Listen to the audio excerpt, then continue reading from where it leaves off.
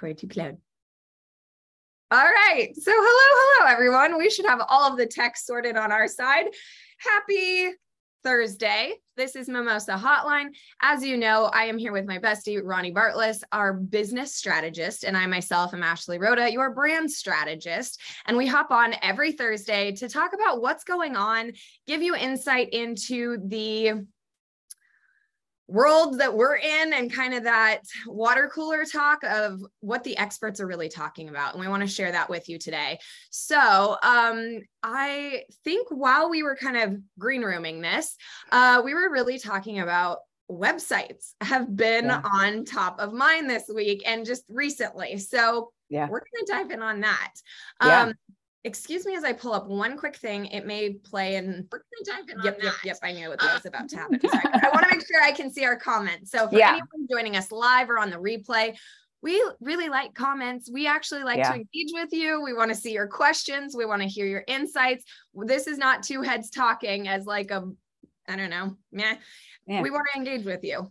Well, and two, I mean, this topic might really be a good question topic for people because it can get a little on the technical side of things sometimes. And people have a lot of questions about that because it just is, you know? Yeah, absolutely.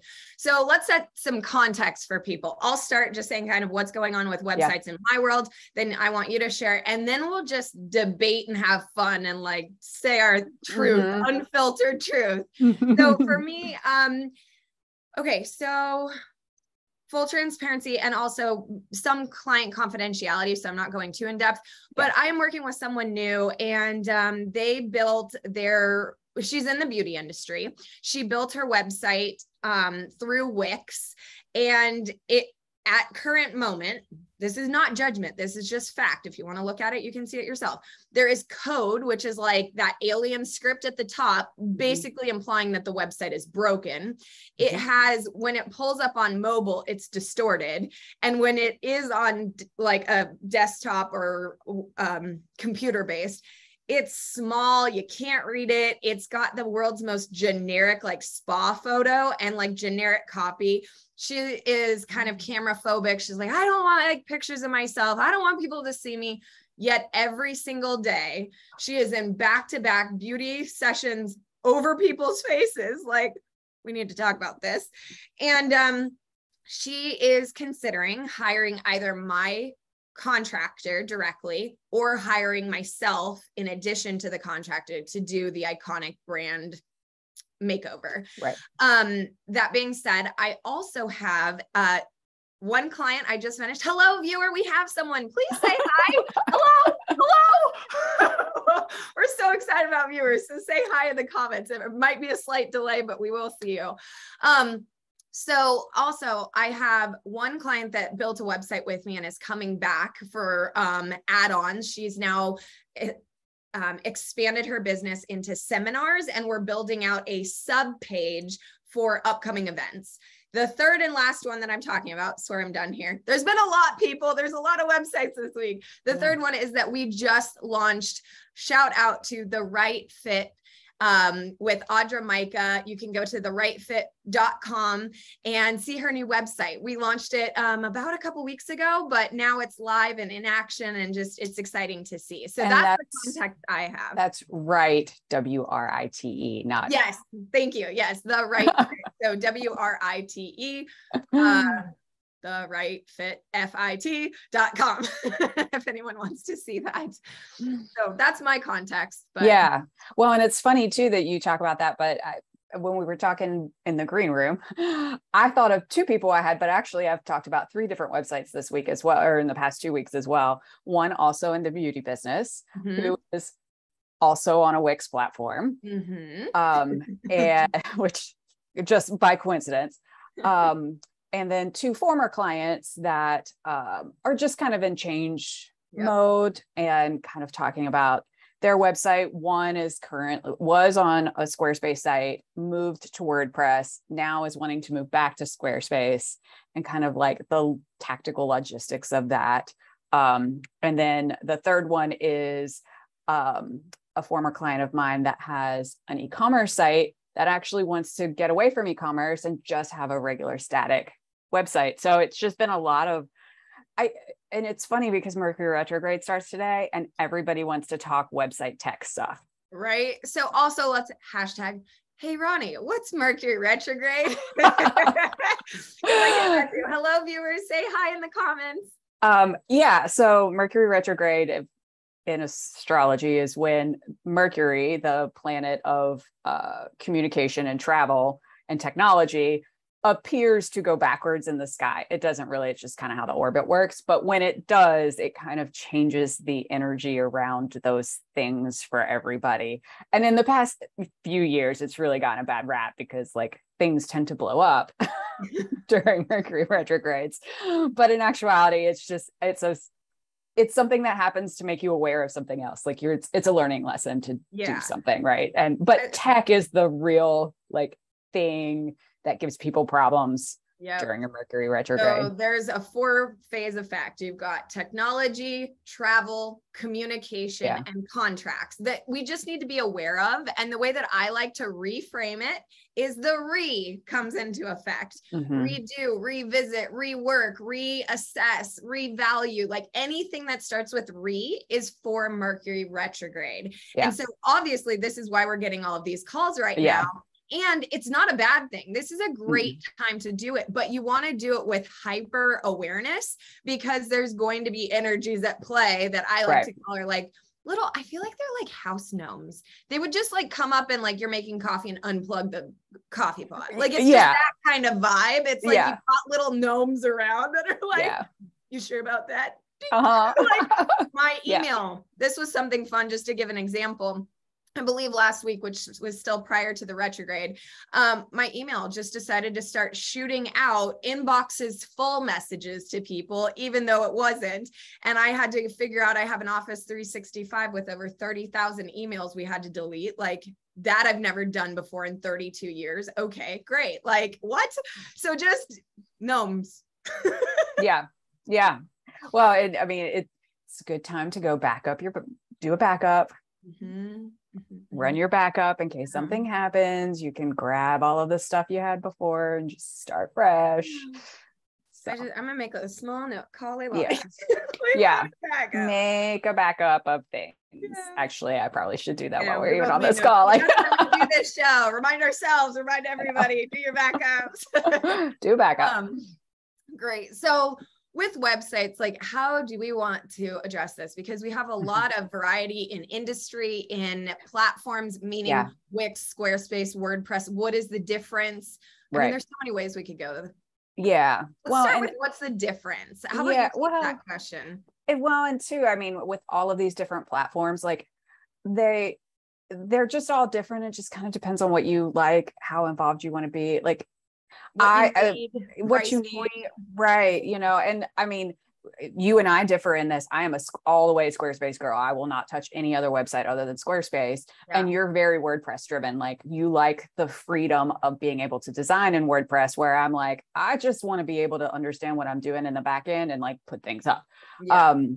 So, you know, I think that it's really a very personal preference kind of thing.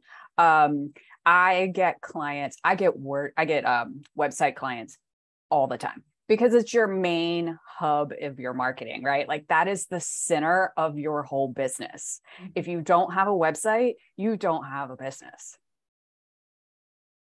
So some believe. I mean, you can. And that's even a controversial thing too. Like I both agree and disagree on it. Like it's interesting to me. All of this, you have to take all of this that we say with a grain of salt and discernment for yourself. What works for you, which is what you're saying. Yeah, exactly. I mean, I look at it from the marketing perspective, from a consumer perspective, because that's where my background's in consumer behavior research. And as consumers, we research companies through their websites and social media presence. Right. Psychologically, if they get online and you don't have a website, in their brains, you're not a real business. Right. Like it's very psychological from a consumer perspective. I mean, I feel this way about social media too. Like, are you going to get a ton of leads from it? No, but people are going to research you there. Like you still kind of have to have that presence. So that's kind of one of those things. It's even when you're kind of building your system, your website's the spot that's kind of the hub of everything.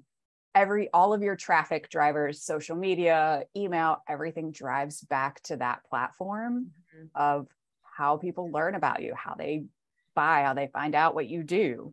And a website is just the way to do that.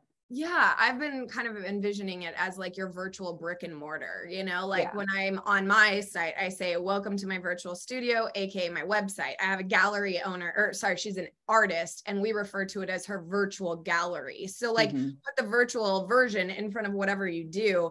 And that's the way I like to encourage people from a brand perspective to think of their site instead of, I think in the past, some people gurus have kind of made it the ultimate collection of sales pages and landing pages. But I think that gives off the salesy weirdo vibe that when you think of it more as a virtual brick and mortar for your business, you get more out of the site than just salesy weirdo vibes. Yeah. And I think it also depends on like what kind of campaign you're running. I mean, totally. Like, like if you're running a very specific campaign, you have a landing page for that. Like, I mean, there's a lot of like analytics behind like why people do those things. But as an overall perspective, it is your business's house, particularly if you are a virtual business like you and I both are, or service business. Like it is our virtual house. Or product-based businesses where they're selling through the site. Absolutely. Right. You know, it's just our virtual house. So, okay. We've kind of established that you need discernment going into this conversation. There are many options out there for people. I don't think I really want to go into the pros and cons of all of them because that could take us hours. Oh my God. Forever. So, so how do we talk about this? I think for me, what I hear most when people come to me is frustration, budget, and I don't know how to say this, but like how much they want to be engaged with the site and how much they want support. Like they either want to do it themselves or they don't want to be hands-on or hands-off, I guess is how I would say it. What do you hear when people come to you for websites? So I generally get people that want to be hands-on, or they say they want to be hands-on, but in reality, don't really. So I think that if I read between the lines for most of my clients, it's I really want you to kind of take care of things, but I want to have enough knowledge to go in and change a word here and there that I don't have to call you for it. Right. You know, so I think that's kind of, they say they want to be able to do it all, but in actuality, they just want to know the basics so that they could make a quick update without having to call on somebody to do it. And I have to say, I don't think I've had a single person come to me from scratch yet without a horror story. Either someone stole the site, someone broke the site, someone owned it and wouldn't give them right. Like, I don't think I've had somebody come to me. Now, here's the other thing. That's not my ideal market. Like, I don't want to work with, well, I'm saying this, there's always exceptions, but someone just launching a business, like, I don't know that that makes sense with my price point and what I need from a person to be able to develop the brand that way. But like, I mean, that's not true. I mean, I've started a few, like, shout out to Empowered Sacred Balance. We started her website. Like, there's a few, but it was so template based, you know, it wasn't to me like what I'm capable of. So maybe I don't necessarily like give it the credit it deserves, because that was a new site that never existed. But everyone since, I am either fully demoing and rebuilding, or that's honestly it. It's full demo and rebuild. I don't think I have any that it's like, hey, would you just I had to think about that for a minute. While I would say I have a mix of clients that came with a move, like they had a current one want to move. It's probably half and half for me, of people like straight up brand new versus like rebuilds. But the people that generally do rebuilds have a horror story. Oh yeah. So it's like, refugee camp over here. Yeah. And just the same way as they've had somebody do it before, they held it hostage, you know, or they needed to make updates, and then it would take the web developer like 4 days to do the updates, and then cost them, $400, and like set revisions and insane prices. And then I want to share a term, and we have a viewer. Hi, viewer. Say hi in the comments. We see you. I want to make sure we're engaging too with those guys, but domania is a term I came up for the people that keep acquiring domains. Oh. Well, I have .com and .com and .com. These are not like those new, it's our Angie. Hi, Angie.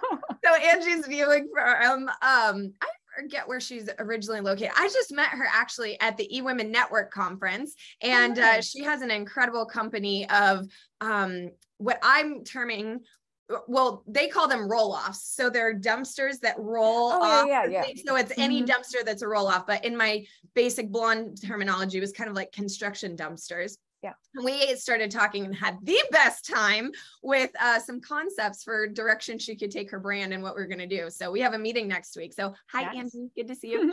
As we're talking about websites, please let us know if you have questions. Put those in the comments. If you have concerns, thoughts, you have a horror story, whatever, like engage with us. It said perfect explanation. Booyah! Good. I'm glad, because that was whispers and happy hours. And I'm glad that was a sober explanation of things. Perfect. So with websites though, going back to that, how can we give some like helpful advice, or how do we, cause I want this to be like good for people too, not just. Yeah. So, I tell people just based on statistics, when people land on your site, so people read websites in an F, right? Ooh. So they start at the top, they scroll down, they come back up, they go kind of the top menu area. Top menu, and then back down about middle out, and then scroll back down. So they read it like an F. So like a vertical column and then two horizontal lines, top and middle section. So when you're thinking about real estate on your site, right? The spots that need to have like that one main message that you want people to know, or action you want them to do, they need to be in those spots, because they're not reading the in-between. Oh my meow. They're skimming it, but they're not really reading the in-between. So like, I think that's a practical thing for people to really think about when they're thinking about their sites and they're designing them. Can I add something to that? I get so about. Okay. So on that top part of the F, that's usually where people, unless you're doing a horizontal menu, so people either put it in the horizontal or at that top part.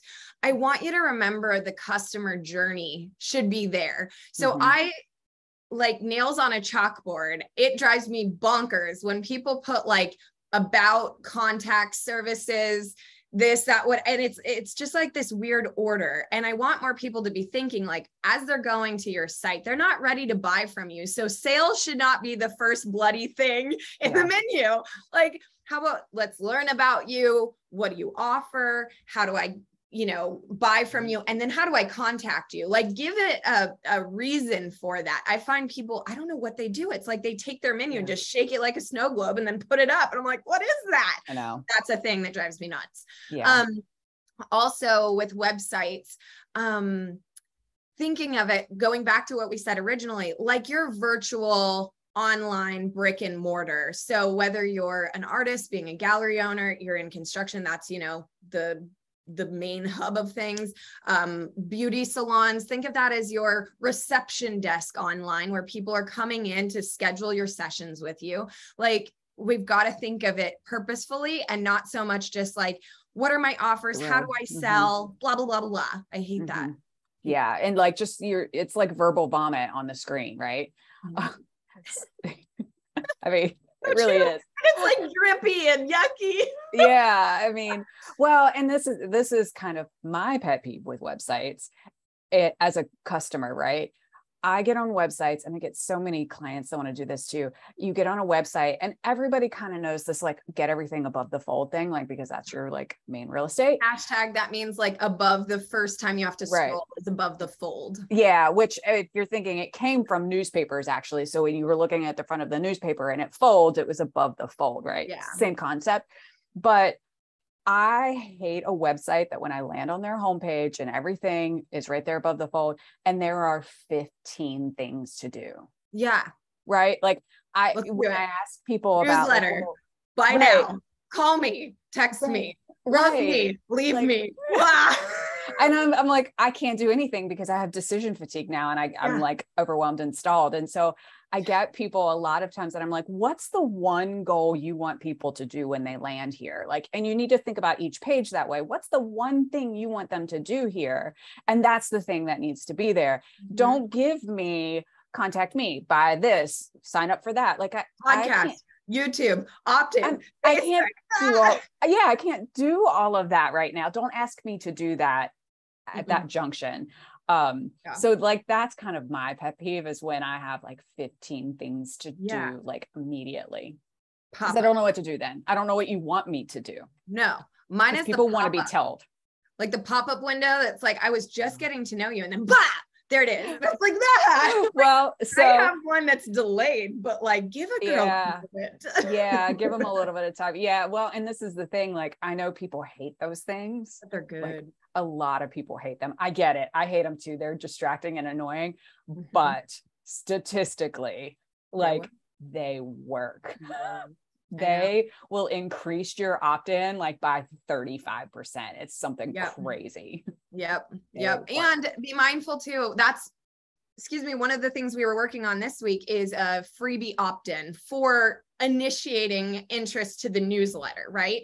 And one thing, this is a little off topic, but by the way, Andrew says verbal vomit, LOL. So yes, no wet, slimy verbal vomit on your website, please. And if you do it, at least do it in a tastefully chunky way. Anyways, so like, what vomit is good vomit? That's what I want to know. Wait a minute, Ashley, where are you going? That went off the rails for a second. But anywho, so with the opt-in though, we were really laughing because, her final, so she's working with a copywriter, and that could be a whole other conversation. Yeah. I personally feel that this thing was literally copied and pasted from other articles or something like, that's actually a no-no. The fonts were like size different. So I could literally see it. And I was like, maybe because the client isn't me, they didn't notice this. So I didn't bring it up. I didn't even want to say, because I'm trying to do the job, but not speak ill of the other person and just like fix it. Those things that you just like, tuck in someone's tag and let them go. Like, you don't need to make a deal out of it, or like put your shirt on backwards, details. But so anyhow, so her whole thing at the very end was like, this is just the beginning. And then it says like, follow me on YouTube for more videos, when the whole piece was about focusing and not being distracting.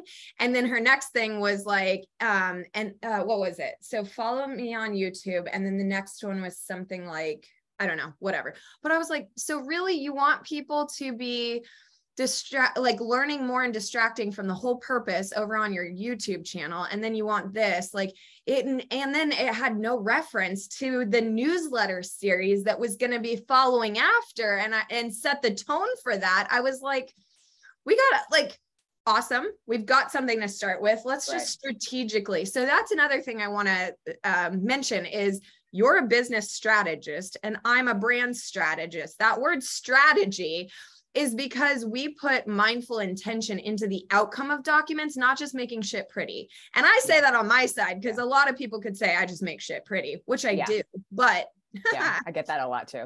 It's very strategic in what I'm doing. I create conversations, I make action, I make revenue for people and profit too, all the things, but like, it's different. So with websites, I'm curious, Angie, if you're still with us, like, where is your website based? Is it WordPress? Is it Wix? Is it something like, tell us a little bit about yours. That would be fun to hear, but okay. So we're still just calling websites vomit, which is not helpful for anyone. Okay. we had a rough week. We got some vomit sites, but moving on. Yeah. How do you take a vomit site to what's the opposite of vomit? Like iconic resource hub? I don't know. I start from scratch. Girl, oh shoot, you just told truth on here. Truth, people, we start from scratch. Like we're just like, that was a great effort. Thank you so much. And now, ta-da! Like, I know. Cat's out. I might recycle the copy, but that's about it. Yeah, that's true. Okay, so then let's play from that. So we start from scratch. What does starting from scratch mean for you? How do you game plan a site? So every client's a little bit different. If I have to do the copy or figure out a contractor to do the copy. By the way, copy means the words for people that don't know that. Yeah. That's not a stupid question. It's just copy or the words on the site. If I have to do the copy and or image pools, my sites are a lot more expensive because that's the time consuming part. Sourcing. I call that sourcing, finding all the pieces. Yeah, that's the time consuming part. If they come to me with that stuff already, or at least a really solid base of that, my sites then are much less expensive. Right. And I tend to start my process with, give me everything you have. I need all of your brand assets. I need, And what does that mean? What are brand assets? I need all of your brand assets. Like we talked about in an episode, I don't know, I'd have to go back and look about all the different file formats. Yeah. Which by the way, formats of the logo, everything. All your file formats. Colors, don't forget, you need your checklist. I'm putting it for your opt-in. So all of your logo files, including all of the originals and everything. I need all of that. And if you have a brand manual that tells me your colors and your fonts, I really want that. Like, those are the things. I need to match the brand. Like, that's the point, right? Yeah. And we're not calling anyone out who doesn't have these. We're just saying that these are things that, like, you don't know what you don't know. And now that you might hear that and you're like, oh, I don't have that. How do I get that? You can piece it together. Or you can have someone design it for you. Yeah. And generally, if I get a client that's like, I don't have that stuff, then I'm like, okay, well, now we need to start at a different spot in this process, because now we need to figure out how to get that piece first. Because that kind of dictates then what all of the font schematic is going to be in the site, what the color schematic is going to be in the site. And then, so I then tend to, if I am building it myself, I tend to kind of take their brand, do their like interview / design brief that I do. And then I take it to go find a template that kind of matches them. And I'll then give the client 3 templates to choose from based on what the way you want it laid out and the look it has. And then we'll go through those 3, pick a template, and then I kind of run off and do all of this stuff. Put your pajamas on, get the tea out, and let's go. And so then we come back, I get it to the client, and then we start revisions from there. And so then it's just a revision process of like refining it from there. With my clients, I don't tend to do like very intense designs like you do. Mine are much more straightforward. Like, it's people that just need a website that looks pretty. So I rarely have more than, say, 1 round of revisions. Oh, we don't have a lot of revisions. I send my team a ton because I'm creatively directing, but no, my goal is cry out of happiness. Yeah, I rarely have a lot of revisions. First, like generally the first time I do, and lots of times it tends to be copy revisions of like things we found, just like because you've looked at it again. Yeah, and because when it's on the site and positioned, you kind of either cut things or you need it longer to fill a space or something. Absolutely. Yeah. But I rarely have revisions after that first round. Yeah. We're just damn good people. Well, it's because I listen, Well, and because we actually know what we're doing, and we're not just like charging you for revisions. That's not the end goal for us. Yeah.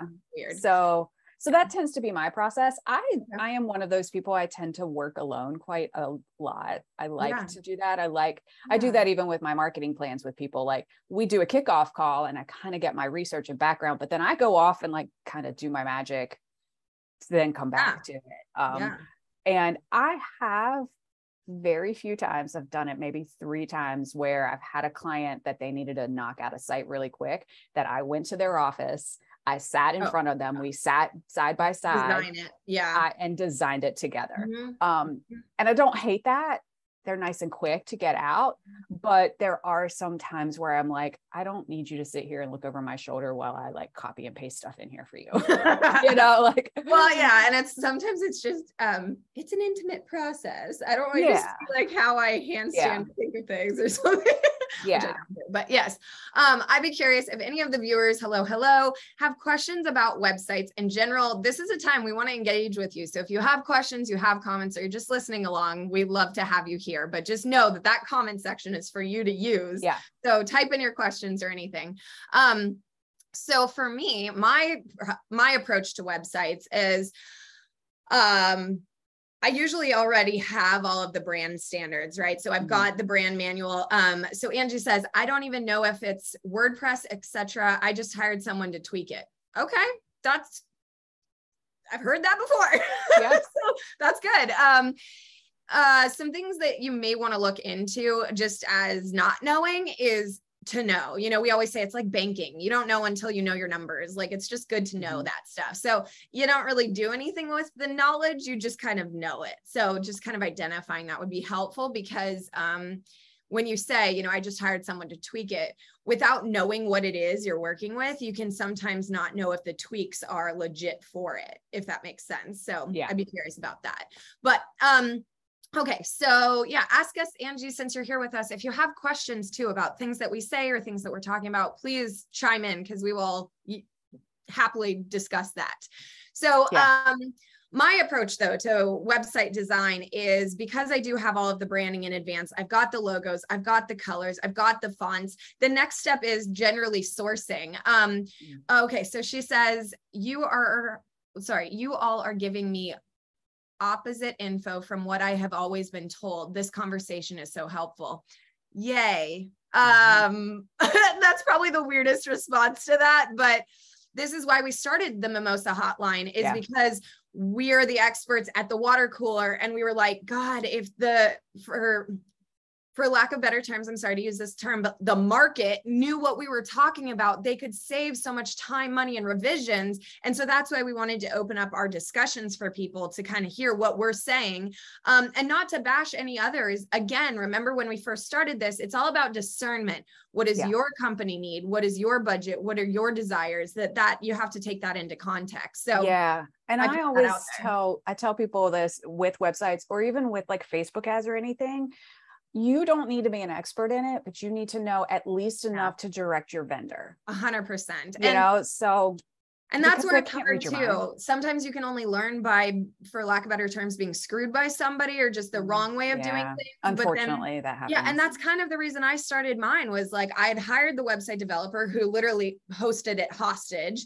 And then the other one decided he no longer wanted to be a website developer and unplugged it. And you could literally see things dissolving. So like, we all have our horror stories. So there's no way to like, be like, oh, I should have known. No. There's no should have known. It's just now you have an opportunity to know, or just to ask more questions. So after I explain my process, maybe that's the next thing let's talk about. Things you should ask, things you should know, things to consider. So as I said with my process, I have the branding, colors, fonts, everything. The next thing is sourcing. So then I go through and I take a very strategic approach to my sourcing, in the sense of like stock photography, which is just kind of generic photography anyone has access to, such in Canva, Pixabay, any of those sources. And I'm looking for imagery that isn't just so like overstock photography that I might be able to manipulate or color change and fit, but also is in alignment with the brand I'm trying to create and visually kind of captures the essence of it. Then I go into, before even looking at copy, to be honest, the next thing I do is I lay out the menu, because the menu to me is the customer journey. What do I want people to have access to? What do I want them to do? And where do I want them to end? Kind of start to finish in the menu is how I design that. And then comes the sub pages, right? The home page and the about page, the services, there's always a special page for everybody. Like they either have a podcast, they have courses, something, it's their their special page. Yeah. And then that contact page. And so I usually start with the end in mind, and I'm like, okay, at the end, how do we build out this contact? And then I start at the homepage too. And when I'm building out the layouts, I know this sounds really silly, but I learned this from Sam. What is her last name? Sam. She's British. Sam Barefoot, I believe. She encourages people to write their copy as if they were writing a letter to a friend or a letter to their person. So just since Angie's here with us, I might start and be like, at the top, hi, Angie, and then write in the copy for that section of the site, and then I delete out hi Angie, and then therefore the site really feels like it speaks to the audience because it quite literally was written to do that. And I make sure to have options to click, like buy now or learn more or whatever. And this is such an embarrassing thing, but I'm going to out myself. Does anyone remember the Bernstein Burn books where it was like you could kind of plan your own end of the book and if you read it certain ways? I like to plan websites like that. So if you're at this point, you want to learn more, take that path. If you're at this place and you're ready to go, let's go that way. So I'm very Bernstein Bears about it. I'm kind of embarrassed saying that out loud, but that's how I think. And I kind of plan your navigation because people are going to be different. So you want to cater to everybody. So that's my thing. And as far as templates and things, I mean, obviously you need a skeleton. So we usually pull a theme template. So there's templates are like the skeleton of a site. It's just the building, if you will. Themed websites often have like stock imagery that comes with them or certain features. Like I was really addicted to these flip boxes that like you can click it and when you hover it flips. Like I love motion in websites and certain features that it can do, like it slides in or it fades out or it does something. So that's when I get fancy with shit. But that's kind of my build out process. And then my team, I'm the creative director. So I give them direction on what my vision is, how I want everything. They go and do it. And then they show it to me and I make refinements or AKA your, what do they call that we don't do? Revisions. I don't do revisions. I just refine the damn thing. So then I use Loom. Here's a pro tip for any of you out there. Loom is a free resource. It's a Chrome plugin that allows you to record your screen, yourself, or both, and puts you kind of like in a little bobblehead at the bottom and you can see the screen. And I will verbally and direct the website. So I'll say, hey guys, move this there. I want that more action. This doesn't look right. Pull that out. Or I have this idea, just play with me. Can you just kind of do this thing? And it's like a vision that isn't on the site yet, but I want to see. Sometimes I'll even do like 2 opt-in forms because I just want to see the difference and what I like. And then they pull it out. So almost like an interior designer would stage a home or something. That's what I'm doing. And then, yes, we definitely present it to the client. But at that point, it should be in my world, my KPI, key performance indicator, is making clients cry out of happiness. Unless I feel like you're going to cry out of this thing, I'm not showing it to you. So in my world, in my company, I guess the revisions are done in-house and then presented. And at that point, yes, it was like this last one. I had made assumptions based on prior information, what the events were going to be. And through our evolution, she had redesigned those. So it wasn't like changed it. It was just there with new titles of events, if that makes sense. So I've done those baby refinements, but she definitely teared up. Yeah. I mean, my website people too, I wouldn't say they cry out of happiness, but they generally like, this is exactly what I was looking for. Absolutely. Yeah. I don't know. Maybe I don't know. They do. They tear up. I'm not a huge crier, so I don't think my clients are either. Yeah, I'm not either. That's what's so weird. Like, it's my goal. I remember my favorite one so far, shout out, because she's come back to work with me, Violetta Croc, when I presented her brand style, style guide, right? No, that I'm thinking like manual. Person. Yeah, the brand binder and the brand, oh my God, I can't even think about what I do. What is it? I call them brand manuals. Yeah, the style guide. It is a style guide. Okay, I'm crazy. I'm losing my mind. Sorry, it's Thursday. Yeah, but the style guide, I had just put it up to present to her, and she started crying on the bloody cover. I was like, wait a minute. We haven't even done anything yet. yet. Like, wow. And she's like, no, it's just so perfect. So I was like, all right, again. Yeah. But yeah, that's like one thing I love. So, okay. I was have like, another as soon tip. as I'm done with this, then we should talk about something. What was my something? I don't. Wasn't it about like tips of like how you should work what with your you vendor. should know and how what you should ask. Yeah. Okay. Yes. Yeah. I always ask what your username and password is to get into the back end. Okay. But we can't laugh at them at the same time, Ronii. No, I know, but okay. I can't tell you how many times this happens. I just did this last week. I'm like, do you have the username and password to get into your WordPress? No. Okay, we're really okay. We got to change our tone. We can't laugh at them at the same time. I know. Sorry. I'm sorry. Okay. Yeah. Okay. We would love for you to know your username and password. There might be something else for anyone that uses a WordPress site. There's something called an FTP password, Frank, Tom, Paul password. You don't need to know it, like what that does, but it's like the key to the city. It literally gives all of the DNA, everything to the site. Yep. And if you have that, you can kind of run away with it and not have to worry about rebuilding from scratch. But I would add that for any WordPress builders, you need to have your admin username and password and that FTP password. Any developer can give you that. It's just, if you're working with someone, you should be allowed to know these things. And if they say, oh, I don't give that out, that should be a red flag. Yeah, that's a red flag. That's a huge red flag. You should always have full access to your sites. Yeah. Is there any FTP password equivalents for like Square and whatever? So for Squarespace, there is not. It's easier for me to give an example. So if I start the Squarespace site with it, so generally I tend to start the site because I am a Squarespace, what they call a circle member, which is a power user. So with Squarespace sites, you get 14 days free to like basically build it and check it out before you have to pay for your hosting. Because I'm a circle member and I manage so many, I get like 6 months. Okay. Right. So it's kind of a better benefit for me to do it because we get a little bit more time to be able to build than just 2 weeks. Yeah. So I tend to start it and then I make my clients a user. And so then what happens is they go in and they create their Squarespace account and they have their own user and I have my own user. If I've started the site, technically I am still the owner. So my tip from a Squarespace perspective, I'm not quite sure how Wix works on this, but for Squarespace is let if your developer started it and they're the owner, make sure when you're done that they transfer the ownership to you. 100%. Yeah. WordPress people, this translates as being an admin on the website. Yeah. You always want to be an admin on the website. That means you're basically going to have an admin login.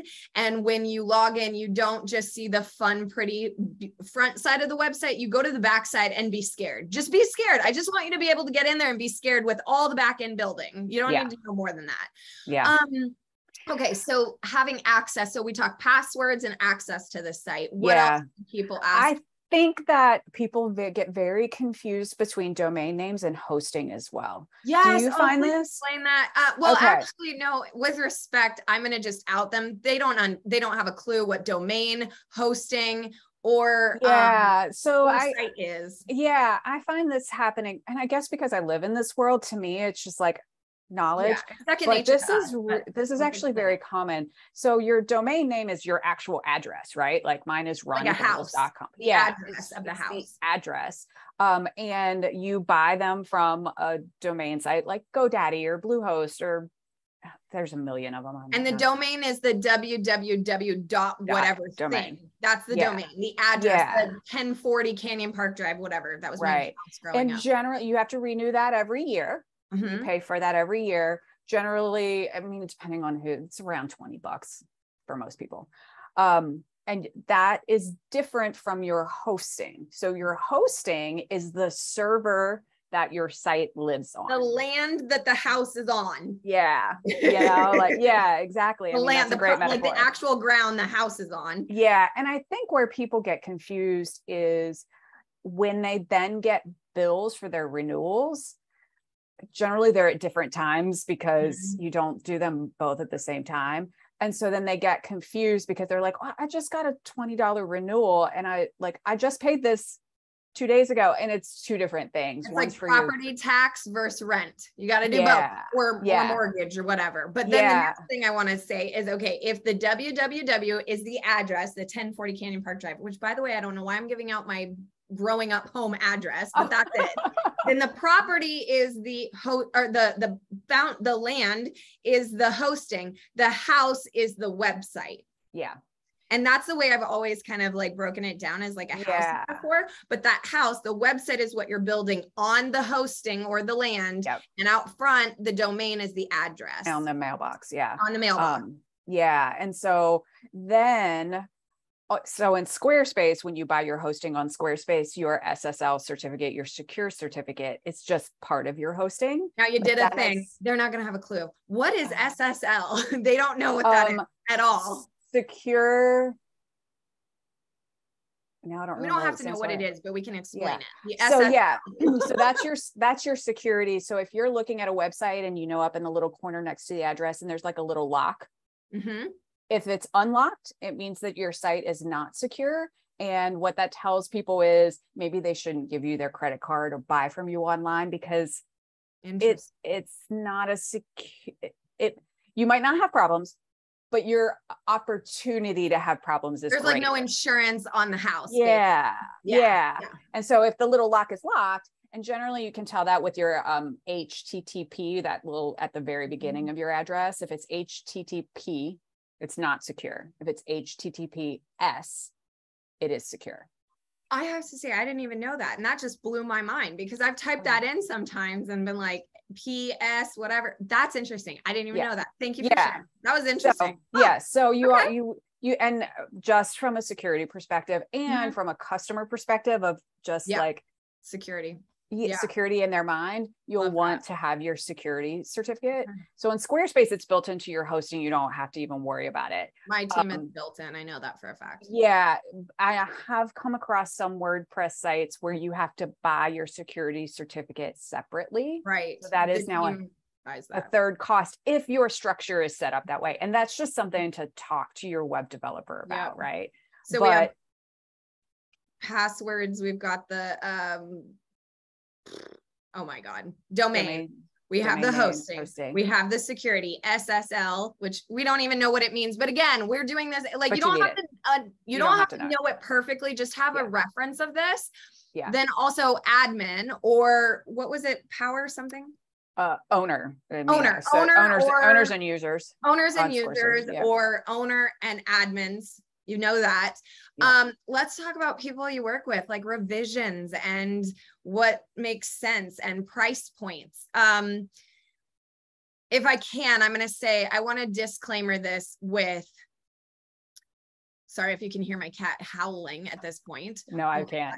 I'm going to need like some serious kitten TLC because this thing is like howling. I think he's got to have like a foot up in the curtain or something in there. Anyways, one thing I really want people to understand is the more complex a site is, the more you're going to have to pay, the more features, the more widgets, the more plugins. You don't have to know any of that. This is kind of terminology talk, but the more things you want the site to do, it's just going to be more. So like, duh. Yeah. I'm sorry. That is my explanation of that. Duh. Yeah. So if you have a course program, you have people buying product, you have newsletters going through the thing, you have a backend people log into, it's going to be more than just a basic website with pages, AKA tabs that you run. So with that in mind, the next thing comes to the person that you're working with. And I think for me, with my triage center, I don't know how you test somebody, but I would find a way to say, if I think of this, what do you think of? To make sure that you can, that they can express what's in your mind and what you're visualizing. Because one thing I laugh, in the past, I had a client who wanted a water element. Now, me being me, I was like, that's great. But what type of water do you mean? Are we talking lake, beach, waterfall? River, what type of water do you mean? You need to have a relationship with your developer that they would ask that type of clarifying question, not just say, okay, and then you show up with a website that's all about pools, peoples. Like, that's where I get frustrated that there's an argument I want to settle here and now. Well, my developer did this. Well, the developer said, well, the client did that. I would like to publicly announce you're both wrong. Yeah. And you're like, Ashley, what? That sounds kind of rude. No, I'm serious. You're both wrong.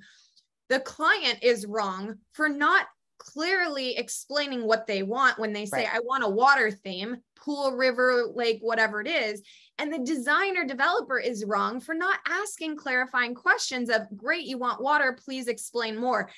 Ask me more, tell me more. These are things that you want to be hearing or listening for from the person you're working with, because otherwise they're creating a template or a preset color palette. Like maybe in their back, they have 100 color palette pairings where it's like blue and orange and green and gray and whatever their thing is. And they're just going to pick a past and apply it to you. I'm being honest. Now, there's a difference between, I believe there's two types of branding. Excuse me for taking over the mic here, Ronii, but there's applied branding and identified branding. Applied branding is where they get a new client and they've got a kind of template set that looks close enough to you that they're going to just apply to your business and say, you know, here's 3 revisions. Let's get it as close as we can to you and have a nice day.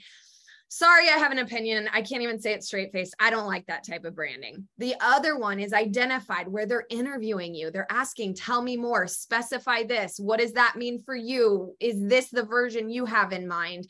That is identified within you, extracted, and then infused into things like a website. Mm-hmm. You're going to get what you paid for. If you go to a base template website developer, you're going to get a base template website. If you go to a bespoke custom designed website developer, you're going to get that. So both of you are wrong, but also you have an opportunity by listening to us today to be better informed and better educated as you're going in, because the other last thing I'll say, and then I promise I'll shut up. Sorry, tangent gone wild here. Unless you hired someone that says they are a psychic, they can't read your mind. What you doing, boo? Stop it. Like, they're not psychics. Now, we have very intuitive ability, and a lot of clients will reference that we have psychic ability beyond awesomeness. But you know why we're also that capable is because we have a process that supports us to know you so well, we appear like psychics. That's different. So your client isn't a psychic, the vendor isn't a psychic. Stop treating each other like that. If you want your fortune told and your future known, go to those people because they're damn good at it. But that's not what these people are. So, well, and I will add to that just a little bit. I have a belief that there is a difference between a web developer and a web designer. Actually, there's an industry difference. Absolutely. There is a difference. Explain this, please. Yeah. So web developers to me are kind of the geeks in the back end that know the code and can build it, and they can fix things. And like, they have this like intricate knowledge of architectural design mind. They're incredible builders. Right. Whereas a web designer is more like that, like an interior designer. They design the aesthetic of the site. And my opinion of this is I have yet to meet a web developer or a web designer that is both. Some people can come a little close, but I truly have never met anybody that can do both. I don't know. I'd have to really sit with that. I don't know either. I know right now my developers, I love them and I call them my ninjas, but I would honestly say they are above average in their design ability. But I still think when like my client will be like, you know, don't tell them, I really appreciate where they like took the site, but could you go in and do your thing to it? Because I'm the designer on it. So it's like, yes, you can have an architecturally sound, structured, built website, but then you still want to hire an interior designer to stage the home. Like, right. So again, and sometimes the package includes both. Sometimes they claim both, but like, again, psychic or designer or developer, like, what are you working with? Yeah. And I would say for somebody as they're kind of interviewing people, or if they're like looking at different people, to realize if they're hiring a developer and they're not getting a designer, they're the designer. Yes. The client, meaning you're the designer then. Needs to be the designer then, and really direct that. Yeah. And if that's not your skill set or what you want to do, then you do need to kind of look for somebody that either comes close to being a designer or have two people on it. Yeah. I have worked on websites where we had a graphic designer that designed aesthetically and gave the designs, handed them over, and then the web developer like just made that happen in the back end. Yeah. And they were two very different people. Yeah. Even with graphic designers, I don't even think they're full designers for websites, because again, they're just, excuse me for all of this. I'm not trying to offend anyone here when I say this. If you're a graphic designer that claims to be a website developer too, they're designing elements. So such as like the banner of the header or a photo or something, but I don't always find that they are strategic in the layout. So the site might be beautiful, but it's not strategically sound. So again, I'm not claiming I speak all of the languages. I speak graphic designer, I speak website developer, I speak website designer, but as the creative director, I oversee all of those people bringing their genius together. So a website should be a synergistic collaboration. And one thing that you just said that I really want to like kind of take into the direction of, if you find yourself that you're the designer, you're working with a graphic designer, a website developer, a website designer, whatever it is, maybe not the designer. One thing I have my clients do is we go website shopping. Now, this might seem really silly, but we go website shopping in the sense of I have them look at their favorite websites, their favorite companies. What do they like about the site? Is it a flow? Is it an element? Meaning like they've got a cool opt-in, they've got a cool drop-down menu. They like that the menu comes from the left or it's on the right, whatever. So website shop. Now, don't leave me hanging here. Don't go do this and be like, I did my shopping, Ashley. Stop it.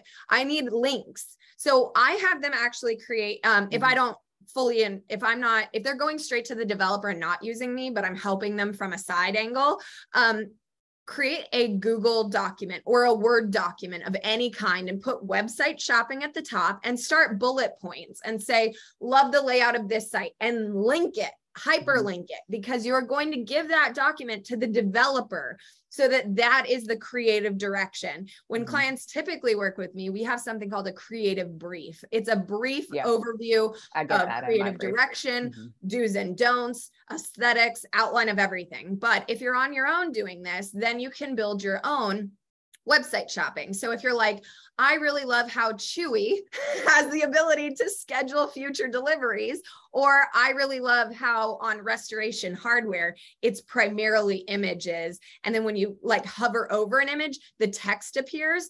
Fine. If you don't even know how to explain something, you're just like, the thing that the website does there, fine, put it and then link it. That is the best way to be a designer and to express what you don't have words for, but you appreciate or like and have in your mind out to your developers. They're not psychics. They are damn good at what they do. I love a good developer. Don't get me wrong. My team, oh my God, they're ninjas. I have never to date given them something that wasn't possible, or they gave me an alternative. Like, I can't necessarily do it that way, but like, how do you like this? And I got to be honest, on all those, I like their version better. So I love me a good developer. And we're not calling you geeks and nerds for your coding ability. We're just saying you don't quite have that creative touch, my love. I mean, if the shoe fits. Sorry. You know, I can't live without you, but I just don't know that I'm going to have you pick my wedding dress. Right. So, yeah. I mean, I think that's just a good overview of like what people should be looking for. Like, I kind of want to be like, good job, girl. We did that. I mean, there are so many things we could talk about with websites. I mean, it's such a big topic. And it can get so super technical. Yeah, but if oh my God, but imagine if all of our clients had just known what we just said. Oh my God, first of all, I don't know that we would have had them, but second of all, they would have been in a much better place and a lot less expense. Like I could see them still having been like, oh, I worked with this person and they screwed it up because, you know, whatever, they went to a developer, not a designer, whatever. But I think they would have saved a ton of revisions, a lot of time, money, and frustration had they just known that basic. So two things. One, we will definitely outline this for you in the description of this video by end of day, meaning midnight Pacific Standard Time. We'll have this for you.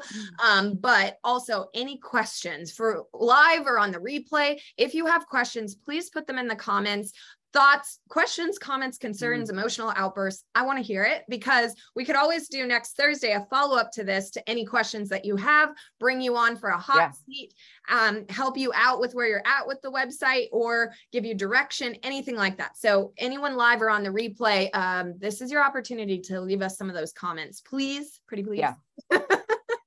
So why don't we do final thoughts and recaps? Because I know both of us have kind of a tight deadline today of time, but well, we need to also be better about reining it in to not be an hour and a half.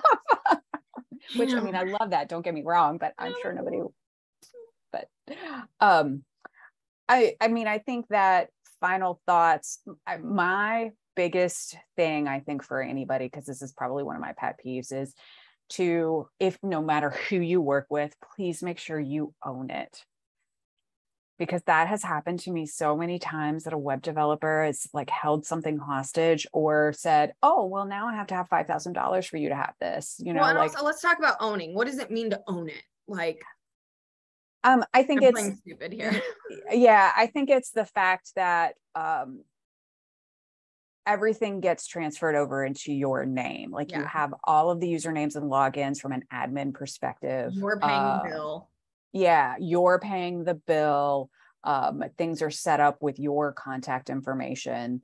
I mean, it's fine for you to have your person kind of start it because absolutely, you know, that's kind of how they get things started. They kind of have to. You don't need to start it and hand it to them and then hand it back. They can start it, but when you get to the end of it, please make sure that you at least have all of the keys that you need, that if something happens to that person, like heaven forbid, most of the time it's somebody that's been like taking advantage. In my experience, it's been people taking advantage, but heaven forbid they get in an accident, right? Like, you know, like even something worse than that, like not even sinister in nature. Or just COVID, they get COVID and they're out. Now you have a launch and you got nothing, like. Right. Just, so, I mean, I think that's my big thing is just like, at the end of it, please make sure that you own the assets. Yeah. And assets meaning, you know, your logins, you know, your domain, you know, your hosting, you know, your SSL, you know, the FTP password, you're an admin owner or, user owner. You just have a general idea of all of this and you don't have to be a designer or developer. I'm throwing a new term out there that we're not going to jump into right now because we're short on time, but you are the contact on the ICANN. ICANN. Oh, I don't know that one. So every year you have to renew your contact information on your ICANN through your domain. So I do it on GoDaddy because that's where my domain's at. And for each domain, you have to renew that. You have to put in your main contact, your admin contact, your support contact. Like there's 4 of them you have to put in. And I'm obviously it's just me. So I'm on all of that. I'll have to look into that. I don't know that for myself. I don't know what that is. But that is basically the thing that says you own it. Okay, cool. So if we all learned, cool. Yeah. So I have one today actually reach out and say, oh, hey, we have a domain that's so-and-so.com and somebody else owns it. How can we contact them to see if they'll turn it over or we can buy it? And I'm like, well, they don't have a contact on their website for you to directly contact, but you can go to GoDaddy and they can broker it because they can look at the ICANN information. Oh, gotcha. Okay. So that's also helpful for anyone that sees a domain as like brokered or meaning that it's already purchased and it's being sold for a different price or something. That's a way to do that. Okay, perfect. Yeah. I think my summary is, it's hard, but I would love for people to no longer have the mindset, well, I don't know what I want. I want you to make it. I need you to know. I need you to do a little due diligence. I need you to have a clue between this website and that website. Like, what do you like? Like, just, it's okay to have preference. It's okay to have say. It's okay to be like, can you give me a starting point? What should I look at? Something. But I'm sorry to say, we cannot be doing websites anymore, spending what I see you spending, thousands. Well, I don't know what I want. We have a deeper problem. Yeah. And I struggle with that. I also watch yourself when you are spending over $1,000. I'm going to make it a low bar here, over $1,000 with any one human saying they're a designer, developer, strategist. Just watch yourself, because even not myself, if you come and work with me, I completely transparently introduce you to the team of the graphic designer, the website developer, the designer, and the creative process that goes into it. So watch yourself. Now, don't get us wrong. There are base templates that are a great starting place, such as Squarespace, Wix, whatever it is. That's a great starting place. But when you outgrow it, which you will, because we plan success for you, just know it's going to be a conversation later down the road. And we all start in like, size 6 shoes and then eventually grow into size 8. Like, it's a thing. Like, we all grow, but our businesses need the same ability in its wardrobe, aka its website, to grow. Yeah. Well, and I think about it too is, okay, well, if my rate's $300 an hour and I have to go build a website for myself, and let's say that's not what I do for a living. Yeah. And it takes me 8 hours, I just lost a lot of money that I could have been paying somebody that it is their expertise to do.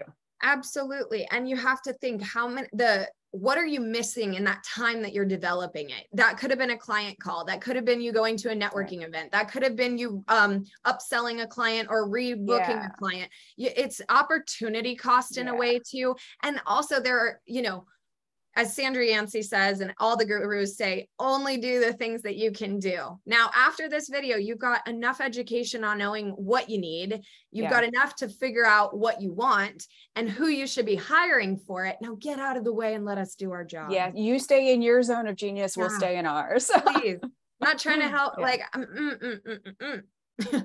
I don't want to be a brow technician. Let's put it that way. I don't want to be a brow technician. You go do that and I'll do this. And remember the power of synergy. The results are better than the individual mind. So allow yourself to have support, allow yourself to have a team, allow yourself to invest in your business, because your business quite literally makes money for you. So it's not like, I'm spending on this expense. It's not an expense. It should be an ROI, a return on investment. By this investment you're making, you're getting a traction of your ideal client. You're getting a visible representation of who you are. You're putting energy into your reputation, your professionalism, how you're polished and present yourself. Like, I could literally go on and on and on. Can we just like what she said? You stay in your lane, we'll stay in ours. Let us do this for you. And kindly get out of the way. Because it's a thing and we're not trying to hurt you. The other ones, maybe they were in it for the money. Maybe you were a sell to them, but not us. Yeah. And I will also happily tell you if you're not the right fit. Or if you me too. Squarespace, and be basic about it, because you're the first year on your own in your business and the money makes more sense for you to be there. I'll help you design that and then be there for you year 3 when you're ready to evolve. So find people like that too. That's vital. Ugh. Yum, yum, yum, yum, yum. I'm fired up. I know we could keep going on this all day, but I'm curious to know what after hearing this kind of conversation, what questions come up for people, because I'm trying to anticipate what they might ask, but I don't really know. So I guess we will conclude with, please leave us a comment, question, thoughts, review, aha moment, what stood out for you, like, please. That's our favorite part. Like, yes, we love coming on here, showing our expertise, talking about these problems, getting all fired up about it because we care about you and we want the best for you. But it's a moot point if we're not hearing from you and we aren't here to serve you. Like, this is about you more than it is us. Yeah, maybe it's like our verbal therapy, but still. All right. On that note, shall we call it? We can call it. Okay. Yeah. Bye, everybody. Happy Bye. Thursday.